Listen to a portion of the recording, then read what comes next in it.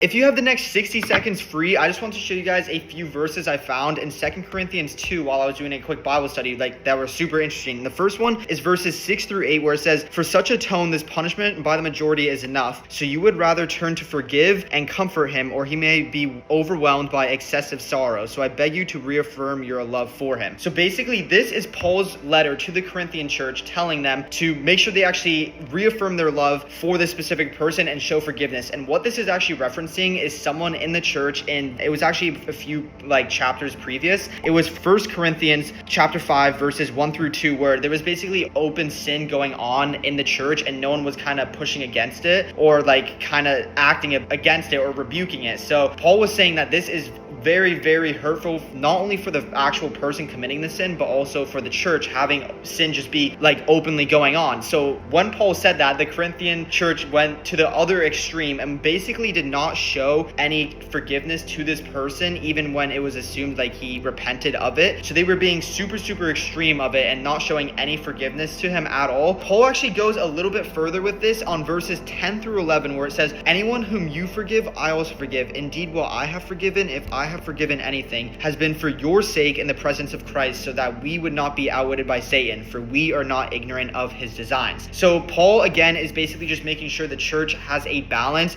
He even says that you can literally basically be overtaken by Satan almost in a way, basically if they don't show the person repentance because he's so overcome by sorrow, where it says this in verse 7. So yeah, Paul is basically calling for the church to have a balance where they're not openly allowing sin to just go on in the church, because that's obviously very, very bad. But then on the other extreme, what is also just as bad too is basically not showing any forgiveness to any repentant sinner. So yeah, that is super important. I also had a note that I really want to read. Paul's goal is always repentance and restoration and not humiliation. So I thought that was just a really good point to make. And basically the last point I want to make is it definitely is easier said than done to show forgiveness to people who have wronged you. But from this, it's just basically the main message is just to make sure you show forgiveness to people. Yeah, that's about it.